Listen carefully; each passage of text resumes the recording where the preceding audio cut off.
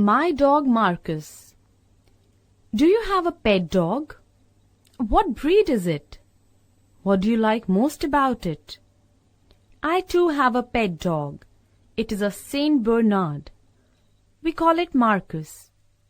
It is a huge, handsome dog, but quite lazy and stupid. Anyone who has met Marcus will not believe that he recently had an idea. It was certainly the first idea he has ever had, and I can't imagine how he got it. The idea had something to do with making life easy for Saint Bernards.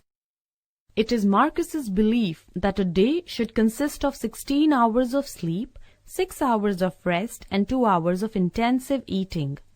However, Marcus is occasionally called on to work, if you could call it work. He is occasionally called to take a walk after breakfast, as far as the nearest corner and back. A real dog would look forward to such a thing, trembling in joy. But to Marcus it was nothing less than slavery. His idea then was something like this. If I were deaf, I couldn't hear when they called me for my walk, and they wouldn't be able to move me, so I will pretend to be deaf.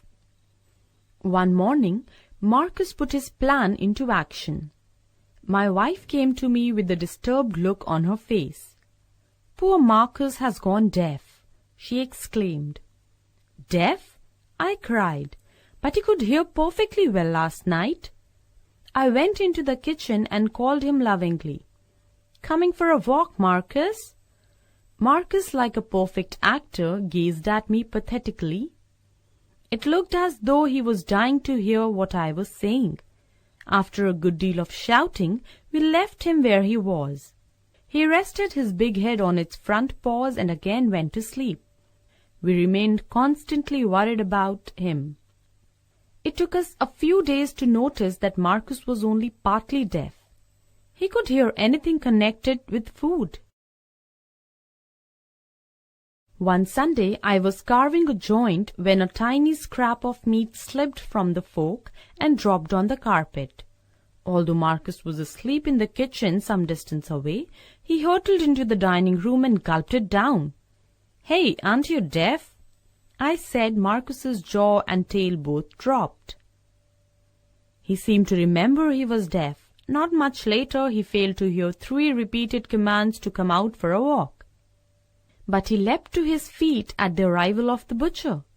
Now we became pretty sure that he was only pretending to be deaf. In the end, my wife and I decided that Marcus had to be cured of his deafness. Marcus had gone deaf. We decided we would go silent. When Marcus was around, we would go through the actions of speaking, but would not say a word. At first, Marcus looked lazily puzzled, but soon he became really worried. Had he gone really deaf? The horrible part was, we might be talking about food. The thought of what he might be missing was real torture to him. As we mouthed silently at each other, Marcus would stare painfully into our faces, trying to lip read. He was now never called for meals, so it was doubtful if he was having 16 hours of real sleep out of the 24, and he worried himself down to half his weight. We kept this up for several days. Then we decided to restore Marcus's hearing. One morning, I said in a loud voice, "Come on, Marcus, time for your walk, boy." An expression of beautiful relief appeared over his vast face, so he was not deaf at all. He bounded to his feet. He frisked to the gate like a lively pony. He joyously took one of the longest walks of his life, of about half a kilometer. Marcus was not troubled again with his deafness.